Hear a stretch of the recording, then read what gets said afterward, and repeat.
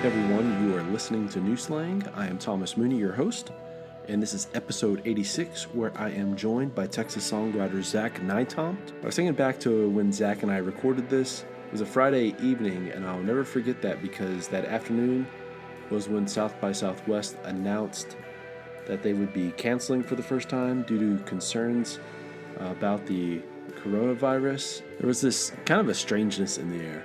A part of you is obviously shocked over the news, but it's also because we all weren't really sure on how things were going to be going for the next couple of weeks. We had spoke about this while they were loading in, and it's just kind of strange to think how naive we all were at that moment. And still, despite being so unsure how things were going to be going the next couple of weeks, I think back and we were all kind of really ridiculously optimistic at the same time. There was this thought about how if we would just close the country down for a couple of weeks, it would more or less curb the coronavirus from spreading. And of course, 2 months later, we were still in the midst of this quarantine. This happened to also be the last live show I saw too, which is incredibly surreal because literally a week later, I would wind up having COVID-19 myself. Granted, it wasn't until 3 or 4 days later where I started to feel those initial symptoms. Anyway, I don't really want to talk about all that again. If you want to read about my COVID-19 experience, though, I did write an essay of sorts that's over on Medium. I will throw a link into the show notes if you want to give that a read. So Zach released his second full-length record last year. It's called New York to Montana. He recorded it with Timothy Allen, who you may know as the former guitarist of Shane Smith and the Saints, and his current band, Brother Band, which, as you would probably guess, is a project with his brother Nathan, which they just recently released a new record too. It's called Volume 1. I highly recommend checking it out. So Tim has been doing a lot of fine work as a producer and a guitarist the last couple of years. Brother Band, Comanche Moon, Cody Sparks. Obviously, he was an instrumental cog in the last few records by Shane Smith and the Saints, and of course this record right here by Zach. I think so much of New York to Montana's strength comes from that back and forth between Zach and Tim. They obviously have a real deep connection on what kind of music they both like and what they want to make, and it's very progressive in a lot of ways. There's still, though, a lot of the great pop sense on this record. It comes in a lot of ways as well. On something like Interstellar, it's effectively simple. It's obviously an infectious melody and chorus, and there's that touch of that atmospheric post-rock to give it a spacey vibe. But then on something like 7 Day Bender or Disappearance by Design, you feel that wide openness, you feel that space, but there's also a lot of textured elements on those songs. And then of course on songs like 1, 2, 3 or Alcohol, there's even a little bit of this smooth jazz element. And then even on the longest song, the title track, New York to Montana, it's a storyteller song, but the chorus rhythms are as strong as ever on that. And so a lot of these songs they revolve around those really strong, infectious chorus melodies. There's a smooth raspiness to Zach's voice. There's a lot of soulfulness mixed in there as well. And I think that really bleeds into how this record is supposed to sound, the sonic qualities of New York to Montana. At times it's very clean and polished and light, but then there's also this thickness that creeps in on songs like Robert Jenkins and even Disappearance by Design or the punk-edged song Sober. Anyway, I highly recommend checking out Zach's New York to Montana if you haven't just yet. As always, please subscribe to New Slang on iTunes, Spotify, Google Podcasts, Stitcher, or wherever else you may get your podcasts. Give New Slang a like on Facebook. Follow me, Thomas Mooney, on Twitter @_New Slang. It's also that on Instagram. Give the podcast a 5-star review if you haven't done so already. Okay, here is Zach Nytomt.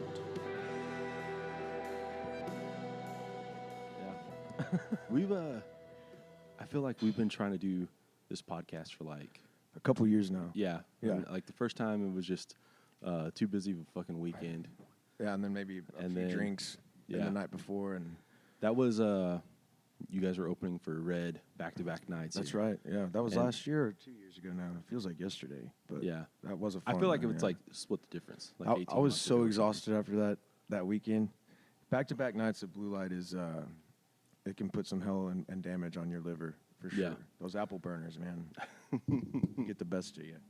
That they do. And then I feel like you guys have been back a few other times, and it's been either I've been out of town or too busy to do something, or we finally sit down. It's great. Yeah. I'm honored and humbled to be here, man. It's great. Let's have some fun with it. Yeah. Well, obviously the record came out last year. Yeah, a year ago in one day. So it's a year old. Well, shit. March 5th. I didn't know it was like that specific. Yeah, but, the 1 year old. Obviously, like one of the cool things with this record is there's like the book attached to it. Yeah. How did all that go down? How did you guys get approached about a book and whatnot? Well, it all started with I've been doing a faith-based nonprofit organization called Trinity Oaks, based out of San Antonio, and that's where we get the youth of the fallen and wounded veterans, and we take them in outdoors and fishing and get them introduced to that side of things. And so I was out in South Texas on a place called the Cage Ranch, and I met a guy named Tom Shepard, which Tom Shepard is a great singer-songwriter. He wrote Redneck Yacht Club. He wrote Riding with Private Malone for David Ball. And so, I knew at the kind of caliber of a writer that Tom was. So whenever I went up and introduced myself to Tom, I was like, "Hey, Tom, my name's Zach Nytomt, like New York to Montana, abbreviated." And he just had this. He immediately just stopped what we were doing, and he's like, "Come with me real quick to the cabin. We need to write something." And I was like, "Let's do it." So we ventured off into this songwriting idea about a man that was working for the mob, or kind of laundering money for this New Jersey mob, but he was also working in the World Trade Centers. And so on September 11th of 2001, when he was running late for work, he saw the towers fall, and he was like, "This is my perfect time to. Everyone thinks I'm dead, so I'm going to take this opportunity and escape this lifestyle because the mob would have had a price on my head anyway." So he had ventured off from New York to Montana, and in depth of the song, we had a big shootout at the very end. He learned how to be a rancher in Montana and learn how to shoot a gun, and so we finished the song and we recorded it about a year and a half ago, and we recorded it in Denton at Real Time Audio, and about a month later, after we had released this song, Tom was up in Idaho and met this author named Dan Sullivan, and Dan had heard Tom sing this tune, and after the show, he asked Tom permission, "Hey, do you mind if I'm looking for another idea, a novel to write, and this one just seems to fit, and it's so interesting and intriguing." And so Tom was like, "Absolutely, let me call my buddy Zach." And when I heard the news about Dan Sullivan wanting to hop on this idea of writing a novel based off the song that we wrote, it was automatic. It was like, absolutely, let's dive into this side of things. And it was about 2 months or so with Dan emailing me and Tom back and forth, getting ideas and talk about a transition from a songwriter. You have to get everything in less than 3 minutes of a story, which this song is like 6 minutes. Yeah. But you had to get all this detail in, but then for an author to come in and say, well, let's describe every character.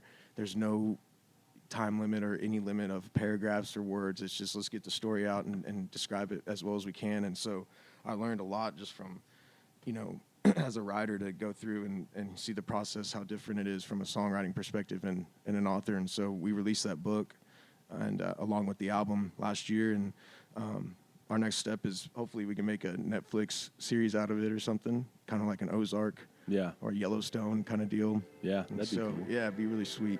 So then we'll dive into that other side of This episode is sponsored by Smith Iron and Design. It's owned and operated by one of my good friends, Aaron Smith, and his dad, Sonny. As the name implies, Smith Iron and Design specializes in creating custom metal and woodwork. They have a vast array of metal signs that are perfect wall decor that'll tie our room together. They design everything from welcome signs to family crests, flags, and Texas cutouts. They have a series of these metal wreaths that are perfect for your front door, and you are able to change them out depending on the season. Are you a sports fan? Well, there's nothing better than having a giant logo of your team on the wall of your den or office. When it comes to signage, the possibilities are really endless. What you should really do, though, is head over to smithironanddesign.com to get a look at their vast portfolio. That's smithironanddesign.com. I'll throw a link into the show notes as well. They don't just do signs either. Some of the smaller items are custom bottle openers and keychains. Then they also have bookshelves, TV stands, nightstands, and fire pits. You know, it was about a year ago, Aaron built me a custom shelf. I needed something new to store some of my vinyl, and everything I had come across, either the shelves weren't big enough for LPs, or it looked too bland or cheaply made, or, to be perfectly honest, too expensive. So I wound up talking with Aaron, and about a week later, I was able to pick up this custom shelf unit that's just been amazing. It's incredibly sturdy, has a bit of a rustic feel. In my opinion, one of the best parts was just having so much control in the process. You can get them as tall as you want with the shelves at the perfect depth and length. Again, for me, this was for storing vinyl, so they had to be a certain height and depth. I've been thinking about getting a custom bookshelf companion piece soon as well. Now, for the most part, they primarily serve the Lubbock area and the South Plains, but for some of their smaller pieces, they're able to ship nationwide as well. Again, smithironanddesign.com. Now back to the show. Where did we leave off at? Where were we at?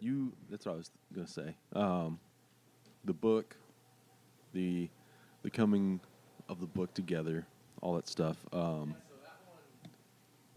so you had mentioned, the next step, you kind of want to try and do something like Netflix or dive into that little like scene. Yeah. It's always just been a thought and something to just kind of dive into another side of film, and just music and film go hand in hand, and I would like to know more about that side of things, and introduce myself to as many producers as I can to just get the story out and see what happens.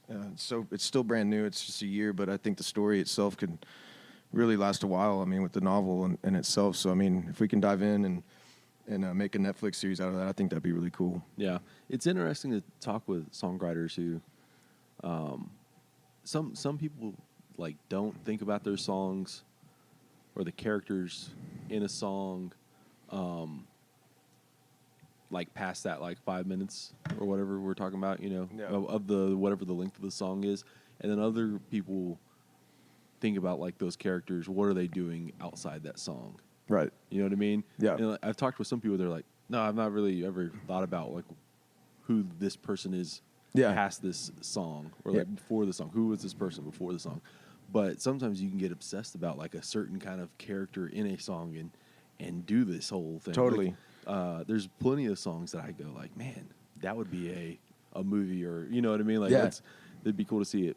Absolutely. I'm thrilled. Forward. I'm excited to see what can happen. And like I said, it was just it was a learning process of just getting to, talk with Dan Sullivan, the author of New York to Montana, along with Tom Shepard and myself, and just to see that there is no boundaries, there's no limits, and you have to really get to the reader of who these characters are and make them know, like they would have a handshake with them in real life. So it was such a learning experience for sure, and hopefully maybe me and Tom can get together again and come up with another false narrative and make another story. What has it made you overthink characters? Who these people are? Or not necessarily overthink, but you're obviously thinking about these characters more than any other song. I would always think it would be cool to have a prequel of maybe the New Jersey mob, and see their side of the story as well, so you can branch off of that and go into their side and how they got hooked up, with the main character in the story, and with Jody, his wife, where they tapped the phone lines and had a huge shootout in Montana. They were trailing her from New York to Montana, and so I think it'd be cool to just drift off and see what the mob has, right, on their side, because we didn't really dive into much of the mob. They were just the bad guys. Yeah, the proverbial bad guys. Yeah, exactly. But I don't. It is interesting to see a character being, you're really because I think a lot of times if you only got 5 minutes, like you're saying, to dive into a character, there's only so many things so much character development you can have, and you've obviously had to like think about the little things that maybe the details that wouldn't get put into a song. Yeah, exactly. You know? It's such a I don't know, like I said, like you can kind of get obsessive about this song was like 12 minutes long before we even decided to go and I mean we're flowing and then you look back and you're like, oh my God, we have to holy shit, we have to edit this, you know? And so it turned into being like a 12-minute deal and we had to go through. Did you send like that version to the writer? What's the writer's name again? Dan Sullivan. Dan Sullivan. And we did actually. We sent him a lot of our roughs, and we everything that we had, just our ideas and how it even got formulated into being the song itself. So it was just a lot more, you know, you could probably dive into as an author to grab a hold of another side that we had brought up, but we had to shrink the story down just to make it for the listeners, you know, they're not listening to a hour-long song. Yeah. You know, I'm not Robert Earl Keen here, but... Choctaw Bingo. Yeah. James McMurtry. Right? Absolutely. Yeah. There's always this story about like how Leonard Cohen's Hallelujah has like just endless amounts of verses that have just never been used because he was never fully satisfied with that final whatever his final version was, and he's still to his dying day was just kind of like not sure how this song was supposed to be, you know. I was gonna say that, like, I was gonna ask, had you been holding on to like the New York to Montana, like as a idea for a song for a while, or has that just been something you've always kind of held on to tell people how to like pronounce your name? It was really just the thought of how to spell my last name, because everywhere on the marquee it was just, you know, it was just brutal, you know, how they and it's funny nowadays. I go in and now it's my first name that's misspelled, and now because everyone knows New York to Montana, so they're spelling it right. But now my first name's misspelled. But it was really a thought. My dad had come up to me years before and was like, "Hey," and my dad actually came up with the New York to Montana abbreviated for my last name, Nytomt. And he came up to me, he's like, "Hey man, you should probably start telling people on emails, you know, hey, it's Zach Nytomt with New York to Montana abbreviated." And so that's whenever I went up and I started telling people that, like when I introduced myself, yeah, I'm Zach Nytomt, like New York to Montana abbreviated. And that's when Tom Shepard just said, "Oh, hold that thought." Yeah. You know, and drug me into that cabin down South Texas, and we just got busy on that idea of let's write this crazy story and see where it goes. Yeah. That record, you guys really do a lot of going out into like different directions of sound. Like there's a lot of experimentation that your typical quote unquote Texas songwriter, singer-songwriter would not. It would be apprehensive to go down. You know what I mean? There's some like jazzy kind of pop stuff for sure. And, was it just one of those things where you guys were just, you know what? Try anything. I was so stuck on this album by Iron and Wine called Ghost on Ghost.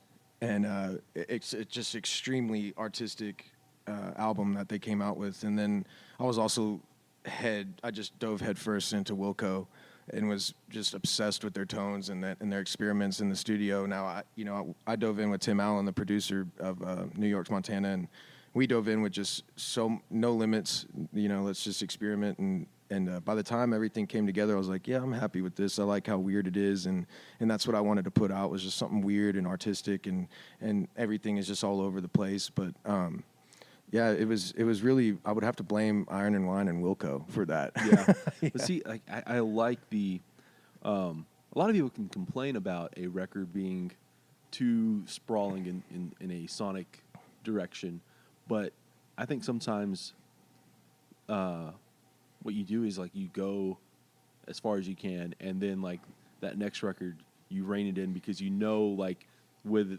that setting in for like it's been a year, you probably know like this next record I want to go more into this. You know what I mean? For like sure. It kind of gives you the, you know, you throw up the paint all over the walls and you see what sticks, and you realize like, oh, this is more what I want to go towards, or for sure, whatever the case is. Yeah, exactly. And that's kind of how I looked at it. I was like, you know, Bob Ross. I would watch Bob Ross all the time growing up. My mom would I have a twin brother, and for our nap time, she'd turn on Bob Ross. Yeah. And we watching it. It's always funny to me how he would be like, "This is a beautiful mistake." but let's Right. make that mistake into a beautiful tree. And it's like, holy Yeah. shit, let's make this album kind of like that and dive into it. Let's see our limits of how artistic we can be, and then formulate, dive in of kind of a general direction of where we want to go for the next album. And that's really, I'm thinking for this next album, just be a little more poppy with electronic Southern integrity with it. Yeah. Yeah. I guess like when I first heard you, like the first two songs I had heard was the Robert Jenkins, and then I had heard Interstellar, and I just kind of got hooked on Interstellar. I thought that was such a first off, just fucking catchy. Well, thank you. Shit, like you kind of get that melody stuck in your head. Yeah. Where did that song come from? What's the It was origins? it all started. I was going through like a really weird breakup, and it was kind of the first girlfriend I had where we lived together growing up, and I remember sitting on my couch while she's in the kitchen just cleaning dishes. You know how that sound is. It's like the most irritable sound ever. And she's packing up boxes, and it was such a weird feeling, knowing that you guys are splitting up and you're packing these boxes. So I sat down and I just wrote this line with this melody that I already had. And I was just like, you know what I'm thinking about? Why don't we just go mess around and forget about our worries? Because there's nothing to worry about. And I took that idea and kind of ran with it. And I had a buddy of mine named Brett Hauser, a great songwriter, that came over and I showed him the melody and the first bits of the verses that I had, and we immediately knew the idea and the direction we wanted to go was, let's be metaphorical here and make this song about making love in outer space. Yeah. And so we kind of drifted from this sad idea of like, this is upset, came up with that idea of her leaving and, forget our worries, but then we made it into like a happy little, kind of like a love song, but fantasizing a little bit. And so, yeah, it made it interesting. It was a lot of fun writing it. And then in the studio, it just came to life. It was just an acoustic song. And then I remember that feeling looking over at Tim Allen in the studio booth, and we're all playing live. And it was just right when we had that feeling, we all looked at each other and just started laughing, you know? So it was just, those are those kind of golden moments you want to capture in a studio and in a song as well. Yeah. There is that crest that you guys kind of, like, it builds up to that point, and then you just kind of ride it for a while. Yeah. What I always think's incredible about like those kind of moments in songs is that if you really like timed it or whatever, they're very, very short and brief. Yep. But for some reason, they linger in your head, and that's what you remember a lot about a song. Is like, it's kind of like if you the Promise by Sturgill. Oh yeah. Right. Yep. You think in that song. Probably like what you think about in that song is him like, just belting out the lyrics, but he doesn't do it that long. Yeah, there's so much restraint. I always and then it goes into that, and whenever it happens, it's just like a brief little moment. I love that. Yeah, and that reminds me of Creedence Clearwater. You listen to like their albums, and it's only 2.5 minutes long, except for Born on the Bayou. Mm-hmm. It's like 5.5 minutes or something. But yeah, it's like all these songs are just 2.5 minutes, get to the point, don't bore us, get to the chorus, and then on to the next. Yeah, Creedence, man, that's like it's always Are they in the Rock and Roll Hall of Fame? Oh, I have no idea. I don't really keep up with rock and roll Hall of Fame gosh, shit. but they're badass. I love that. Yeah. Well, they define an era of music, right? Somehow they, in a lot of ways, define Louisiana, even though they're from like Northern California. Yeah. Like that's an incredible idea of a band, of like how you can just define an era. You're just like in every fucking Vietnam movie, right? Know? Golly, no kidding. That's yeah. It reminds me of every time I think of Vietnam, I just have to go back to that scene of Forrest Gump where he's just carrying out Bubba. Yeah. And he gets hit in the ass, and something bit me. Yeah. And like a bullet came and just shot. What a great movie, man. Dude, that movie is like the funniest, saddest, like just like every emotion you've ever felt. Takes you through all journeys. Yeah. All journeys. I got a question for you, Thomas. How many podcasts have you done? I think on officially released have been like 60 something. Wow. No, I don't know, like something like 60 something. Who was like the coolest person you had interviewed? Oh, I don't know if I have like an answer for that. Or one of the most interesting. I mean, they've all kind of been interesting. Yeah. I think like my favorite one has been with Jack Ingram and Bruce Robinson. I think that was like just a you kind of get out of the way and let them like talk. And it's like shit like they probably have talked about before, but I know that there's moments in there where they're like, we never talked about this together. And sometimes like I always like, I'll probably say it's interesting too much just because I can't think of anything else to say other than interesting. But sometimes like you just have to ask the obvious question. Like it's so obvious. Like that's what makes it a good question because like no one's really asked them that before. You know what I mean? For sure. And I can't think of anything off the top of my head that I asked them about. But like even I think that I asked them like how did y'all meet? And I'm sure like that was something that you've been asked a million times how you met this person, but I don't think they really ever fleshed it out. And like Jack was talking about how he had sent like a fucking handwritten letter to like Charlie, I think. And that's how like that was their first initial meeting was because he had heard that first record by Charlie and was like had sent him a letter. That like his address was like on the bottom of the record or something like that. That's how they all kind of met was like that. That's cool. That's a good example of an obvious question. Yeah. Yeah, that's badass. I don't know. I don't want to get on the soapbox of how to be a good journalist because I don't think like I'm the greatest journalist, but like it's one of those. Sometimes the simplest question's the best, but then like there's so many fucking bad simple questions. Like well, how'd you get your band name? Who are your top 5 influences? right. Yeah. I'm Do sure people even care about that anymore? My rule of thumb is if you can if you can Google it, if it's been written, you don't have to like rewrite that. Oh yeah. You know what I mean? Nothing's new underneath the sun. We can go ahead and just like move on. I don't have to like introduce you as a artist. Yeah. If it's been done before. You know what I mean? So why do you want to hear about that again? Yeah. Exactly. But no, I think you've done excellent. I mean, I remember when was the first time I met? It was probably 4 or 5 years ago. I'm not sure. Yeah, it's been a minute. See, that's a question. How did y'all meet? Probably at Blue Light, here in Lubbock. Right. Yep. And with Charlie Stout, I think he introduced me to you. And and then I've always kept up with your articles and everything and all the truth. I mean, it just comes out and it's super cool, super awesome. And also including me on that top 50 top 50 albums of last year, which is an honor to be a part of. Yeah, well, that's one of those things where I try and like write that throughout the year, like trying to keep tabs on it because like if you try and do it the final week of the year, you're overwhelmed and you're like, fuck, I don't know what to do. Yeah, right.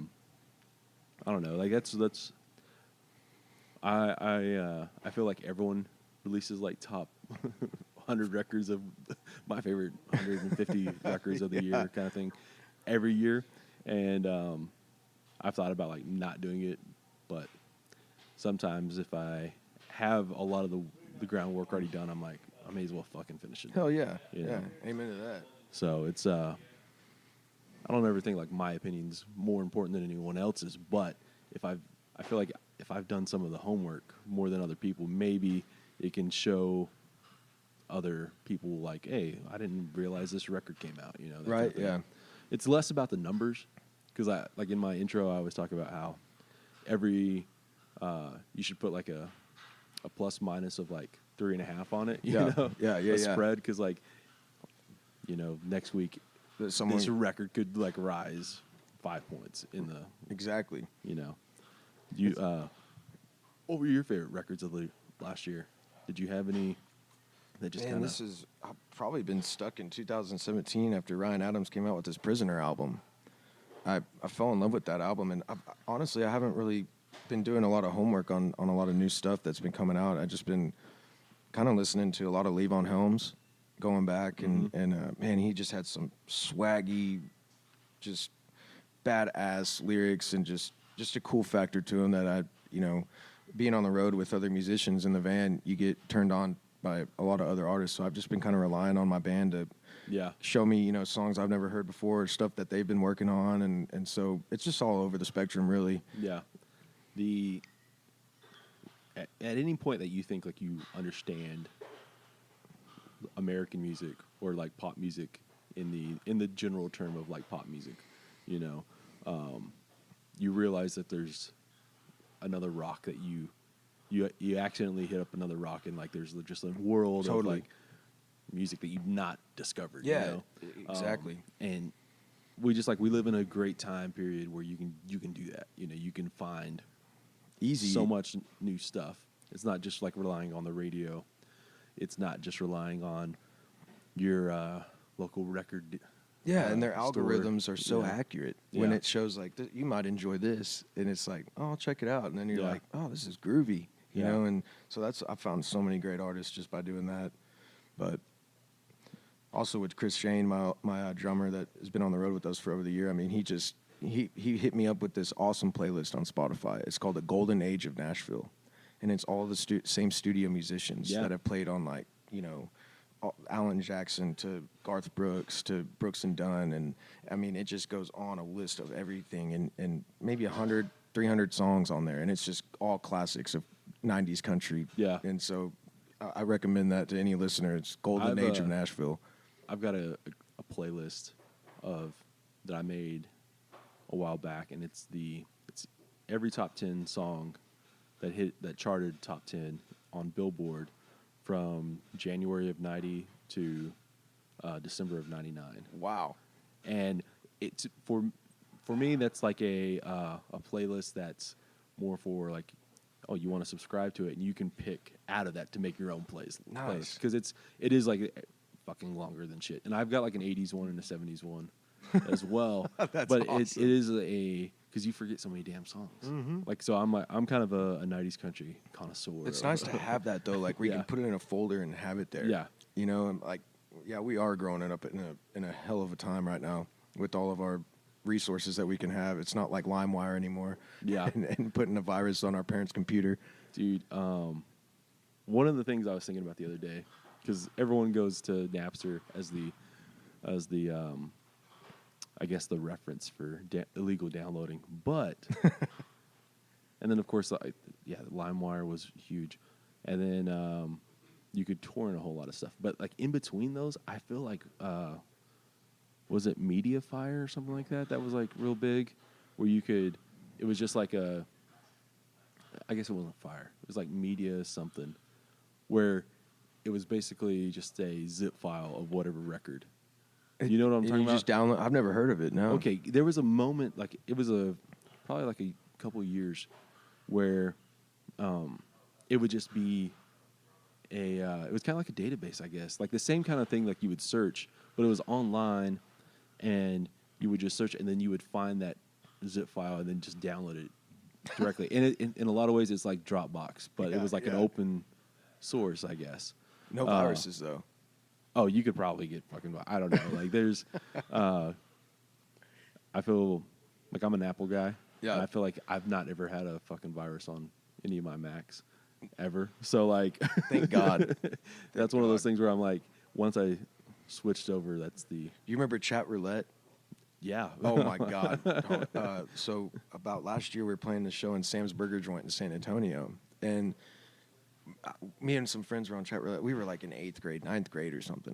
And we come across this girl that was on there, and we just started communicating a little bit. And then once Facebook and MySpace came out, we all, connected through MySpace and connected through Facebook and then all that. Well, last year in San Antonio, she comes to a freaking show with her parents. And I'm like, holy shit, we met on Chat Roulette out of all places, and you're fucking here. Yeah. Like, people are embarrassed about meeting on Tinder. Imagine meeting on Chat Roulette. Like, where'd y'all meet? Just how do you say that to your kids? Yeah. At a pumpkin patch. To anyone that met on Tinder and fell in love. I mean, yeah, that's beautiful. I was gonna say about illegal downloading of music. Do people still download a whole lot of? I think pirate Spotify stuff? is kind of considered illegal in that realm. Yeah, I mean, if you look at percentages that they're keeping from the artist itself. I mean, that's Right. Yeah. that's huge. Yeah. You know, but I would have to say that's the new kind pirating? of illegal downloading, but Yeah. not, you know. Yeah. But I mean, I go both ways on it. We did tours out on the East Coast to like Georgia and out to North Carolina. We had fans that came out that found us just through Spotify off their algorithms, you know, of what Right. they enjoy, and we got connected through there, and they came out and said they found us through Spotify. So it has its ups and downs for sure. Yeah. I don't know if people download off like the Pirate Bay anymore. I don't think that's a thing. I don't think so either. Yeah. Yeah, I wish MySpace was still out, you know, or is it? I think it's still around, but it's not like a. Yeah, we used to. I thought upload, like Justin Timberlake had it. Really? Had bought like or had a share of it. Well, good for him. Fuck. Yeah. Damn. Was trying to bring it back. I don't know. Because I downloaded so much illegal music. I bet. You know, like you just like hear about whatever band and like you try and.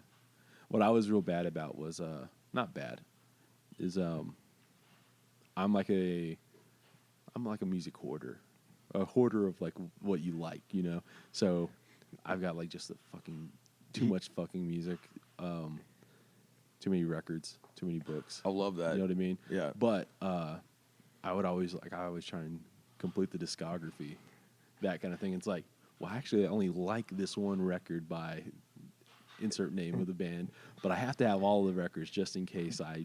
When you put in on a record like a vinyl, do you listen to the whole thing? Yeah, I think like on, my thing is on vinyl. It's supposed to be a moment. Yeah. Like you're supposed to like listen to a moment of that. If it's on Spotify, if like you're doing stuff around the house, that's like playlist kind of stuff. You know what I mean? Like, Yeah. And I mean like around the house where you're not in the room with a record player. You know, if you're driving around, it's hard to like play a fucking record, right, or a CD. Yeah. My truck don't even have a CD player, so. Oh, I know, it's a shame. Ours doesn't either. It's so I just like listen to. We just run off playlists. Bluetooth now. Yeah, Unbelievable. yeah. I don't know. Like I think like if I'm driving far, I'll try and play like full length records still. Yeah. I think that's still like a. There's a story always in those records. Yeah. You know, the artists always put the time in each song and where they're set in the record, and there's always those stories, those hidden back stories. You know, like Ryan Bingham always had the hidden tracks and all that stuff that I just fell in love with, and you really couldn't ever tell until you listened to his like Mescalito record that was just kept spinning and spinning and spinning, and then like the Head on the Rail song came on like 5 minutes later, and you're like, holy shit, Right. And that song is badass, you know. The missing or the hidden track is always like I guess people don't do that anymore. I Like, tried to do it's it. hard It to, didn't like, work. I can't remember whose record was it that had like the first like 5 tracks were like just 5-second like of just nothing. There was like I can't remember. Probably Wilco or something. I don't know who it was, but I kind of remember that kind of stuff in the '90s, Anderson early .Paak. early 2000s. Yeah. The hidden track. I've not thought about that in a while. But what's like is there anything off the top of your head that you can think of that after the quote 100th time you listen to it, you're like, oh fuck, now I get that part of that, or you know what I'm saying? Chris Knight always has those songs for me. Mm-hmm. Like he just, when you listen to Chris Knight, it's almost like listening to Hank Williams. There's always just more, or like Dawes. Dawes is a great example too. And you know, you listen to those songs and they have so like $1 Million Bill, and I would just put that on repeat, and just hear like every verse. I just would be astonished by how did he write that verse, and then I'd be so focused on that, then I'd miss like all the rest of the song because I was so drained on how great of a verse he wrote there. And then so it took like over 100 times to just keep listening to that song to just find, you know, those moments, because every word just means something.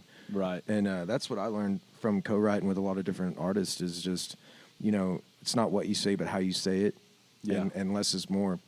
And so it was always like when we get in rooms staying up late, me and Marco and Alden Hedges from American Aquarium and Marco from Dirty River Boys, we stayed up, you know, until 7 just pitching ideas off of each other. And sometimes when you're by yourself, you know, you got to swallow your pride for nourishment and realize there's probably a better line. And Gordy Quiz taught me that too in Owen Temple. Like they were like, you know, you flow, but always go back and edit. There's always probably something better if you're by yourself. But when you got co-writers, it makes it so much more free and easy.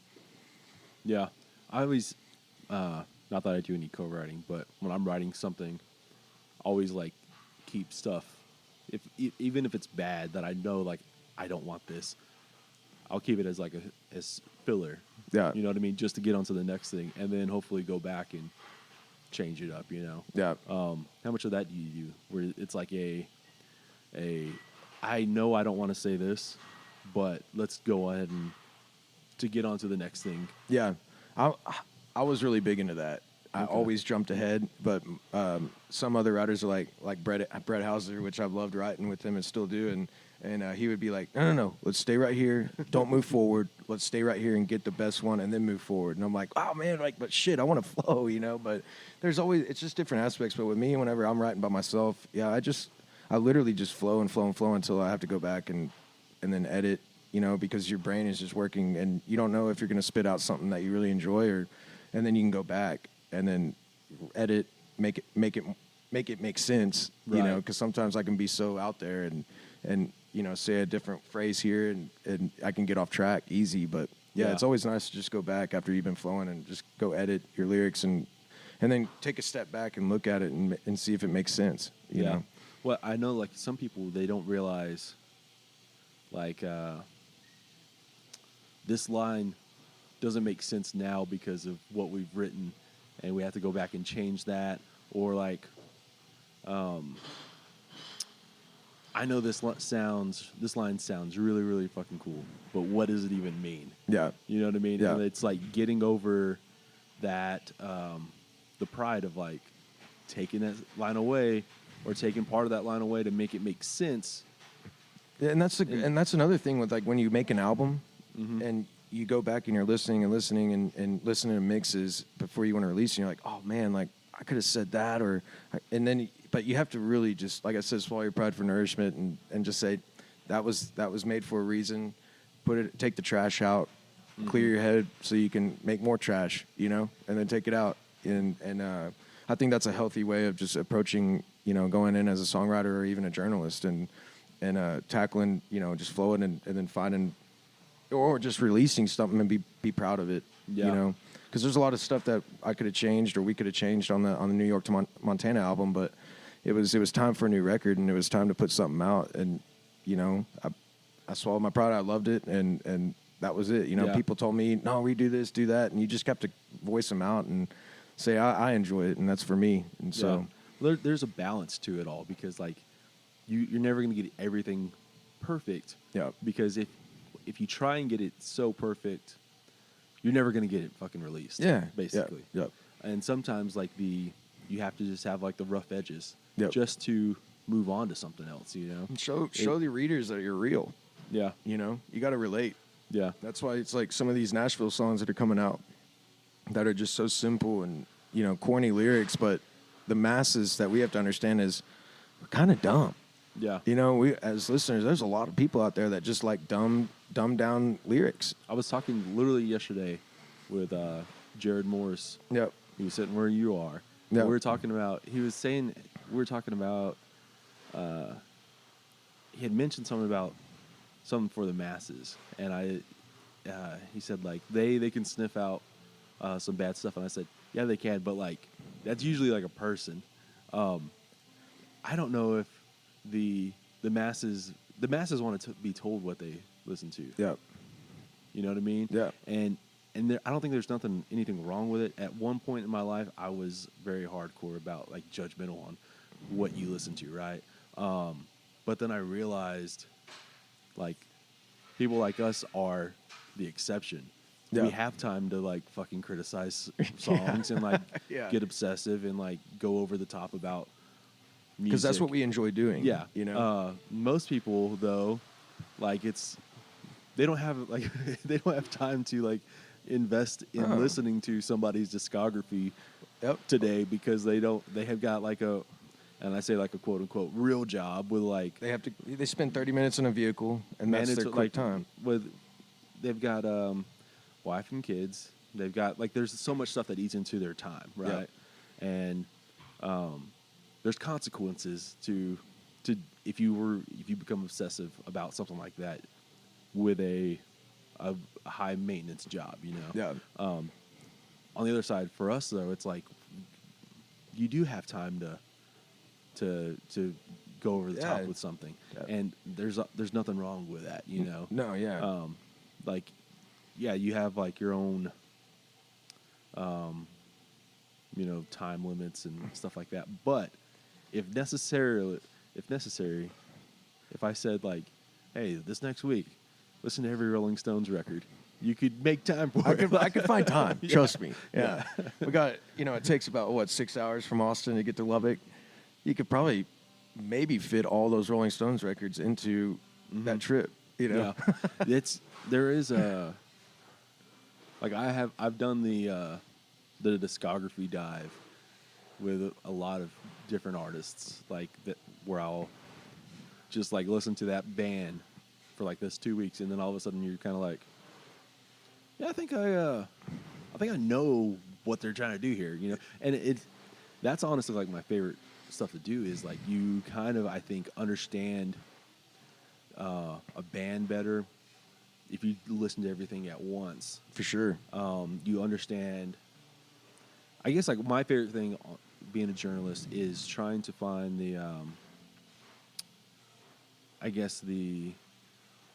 why a band did this at a certain time and why that fits within a scene at a certain time, and like why that was important at this time. And there's a great example for that, which, you know, I'm wearing a Paul Cawthon hat right now, but I was listening to a lot of Paul Cawthon, and, you know, have some funny stories with Paul back in the day over in New Braunfels, but I was like on the way here to Lubbock, I was like, man, I'm going to turn on some Sons of Fathers and go back into there and see, you know, how did he grow from being such a cool sound of a band, man. They had such a cool thing, and then both now David Beck doing the Tejano Weekend and Paul Cawthon doing Paul Cawthon, and it's just, you know, you see this time period in a matter of 5 years of these growths from these artists that branch off, and you go, well, what did you learn? What did you take away from that situation, and how did you grow from it?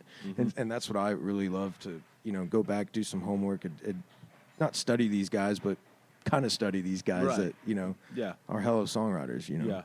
You're trying to find the, I'm lacking the word here, the, I don't know, like you're trying to like find out like I'm gonna probably cut this part out here because I'm like blanking. Relation. Well, it's the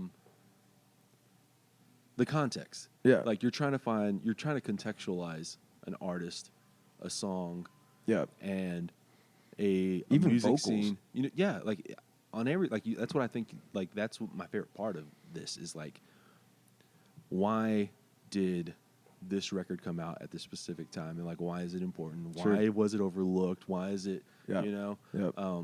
Because the Sons of Fathers, I thought like they were going to be like the next band, like the most, like the next most important band. And those songs are just still great, you know, and will always be great. Yeah, you know, and such a good. That was such a great freaking duo that they had, man. Right, but.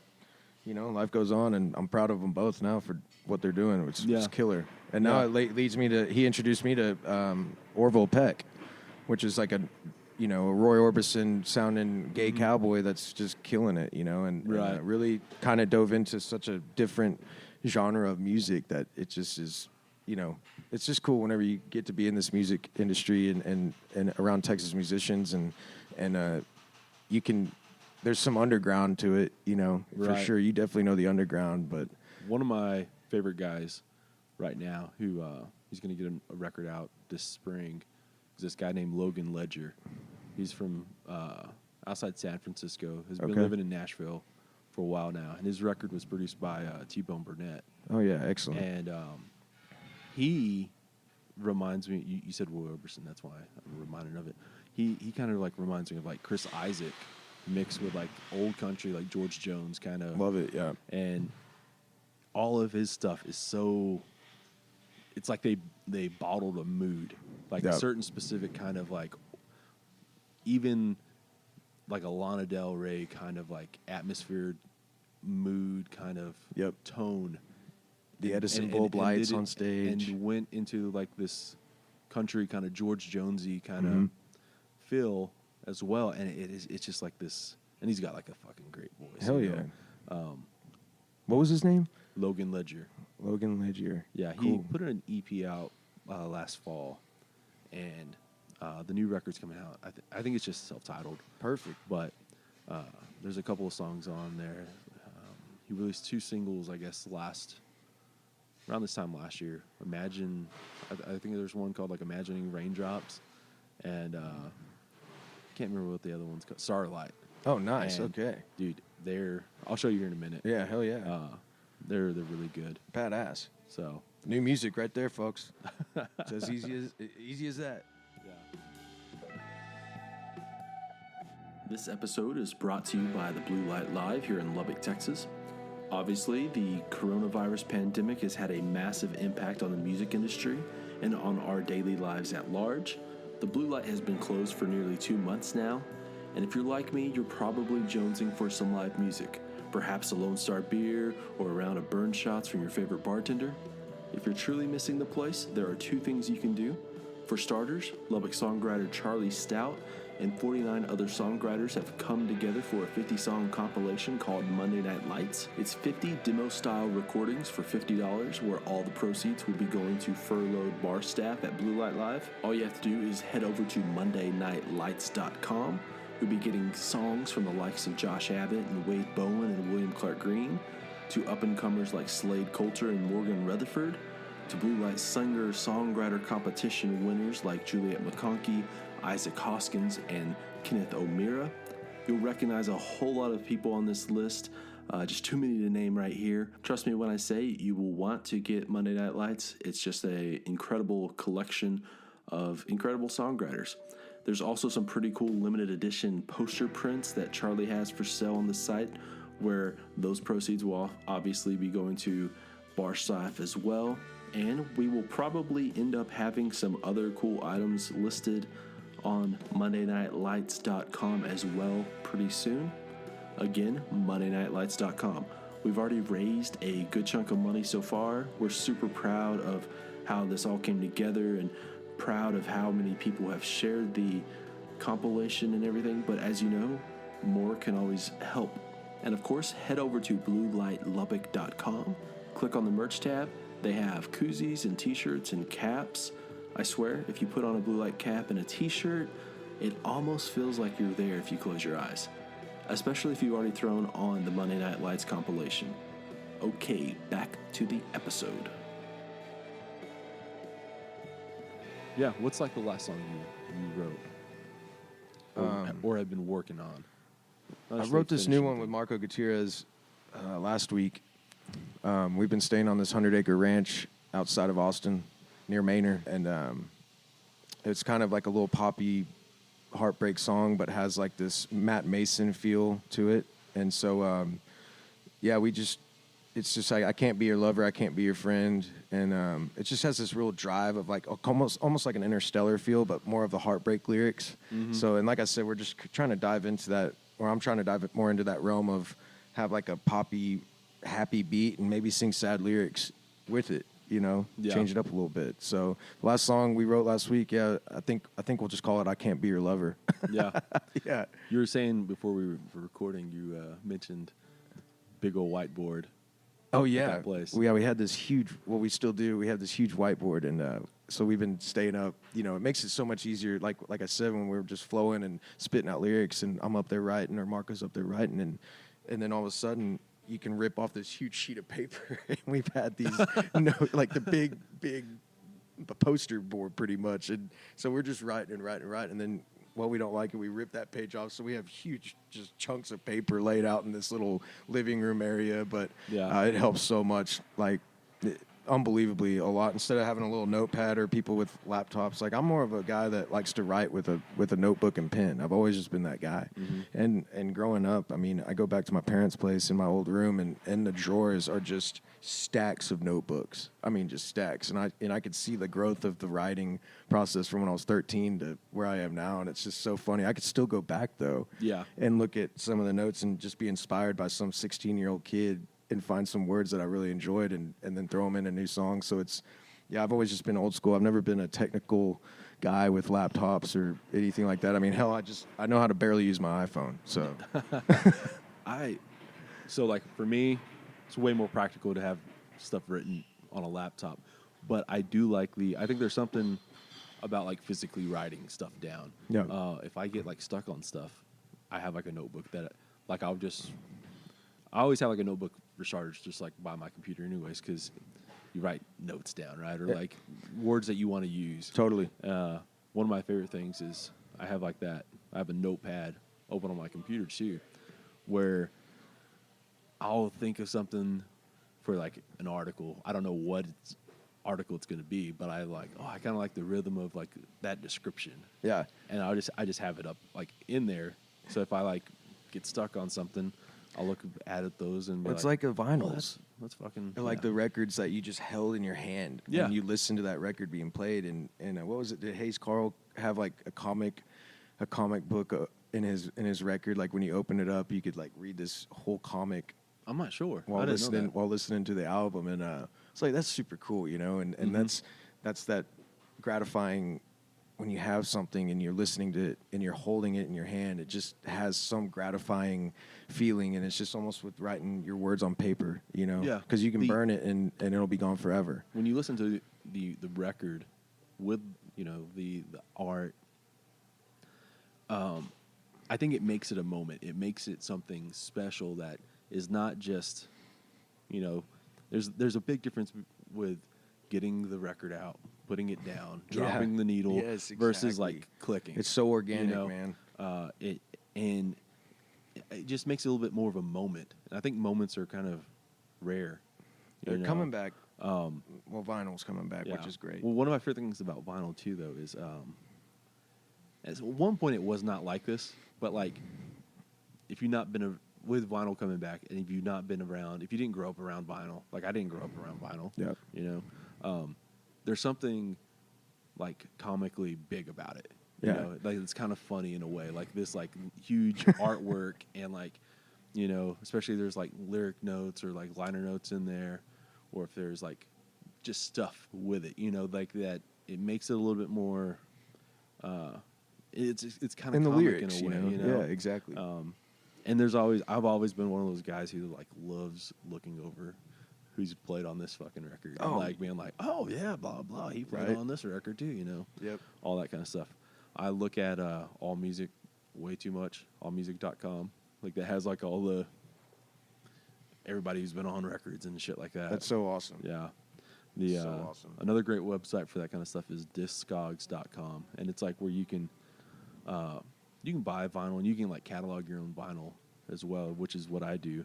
But it also like it's just a really great database where you can like search for somebody, and then it'll show you like let's just say you search for like some, I don't know, like some even let's go with like Jamie Lynn Wilson. Yeah. Something like easy like that. If she's credited in any harmony vocals, you'll get like all those credits of like all the records that she's been on, something like that. That's great. Yeah, that's awesome. And I kind of like doing that kind of shit. I like looking up like on All Music,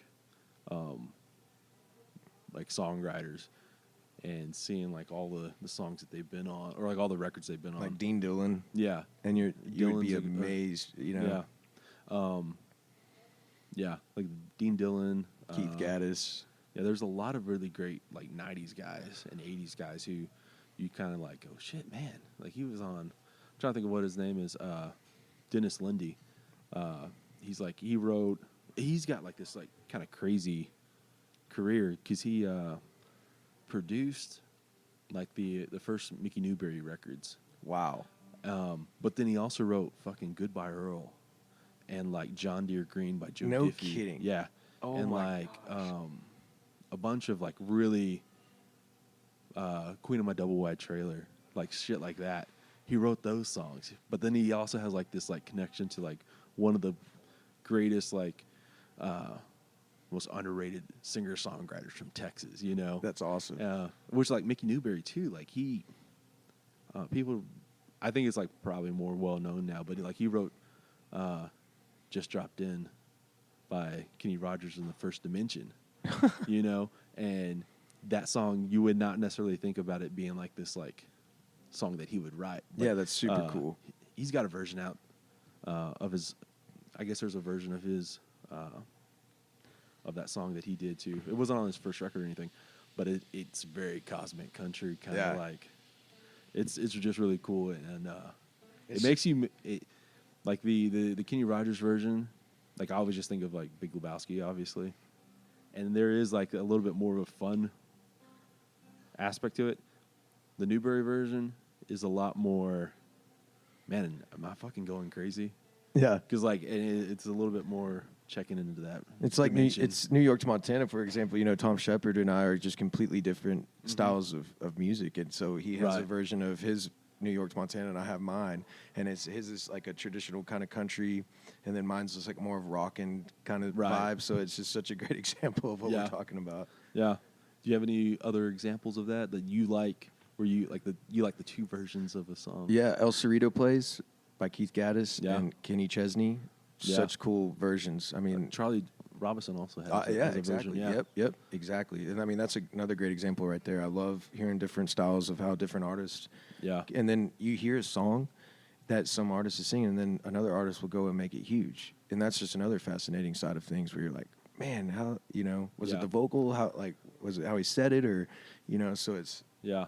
There's the one of my favorite is Better Boat by Travis Meadows, and Kenny Chesney has a cut of that, and like both versions are really really great, but like obviously like Kenny's version is a lot more commercial, and Travis's is a lot more fucking like, man, I'm getting up after somebody already like kicked me, and like somebody's kicking me right now again, like that kind of thing.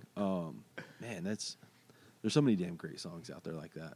Oh, so many. That there's the two great versions, and they're different. How was that? How was the? It was great, man. Pat Green, Flatland was out there. We had a hell of a time. We're going back again next year for 2020 in September, and just another great lineup of artists that are on the cruise. And it's just a 7-day music fest on a big cruise ship, Yeah. And just a blast. Just prepare your liver. It's one of those. Yeah, I know what you mean. It's a nice transition from Steamboat and getting on a cruise ship, and now Milo Key Fest, Milo Fest, and that's just. I'm more of a sun guy, More of a sun guy. Yeah. Yeah. Well, don't underrate the being snowblind. Oh, I man, mean, that's where I actually just met so many artists with Steamboat. Really. Yeah.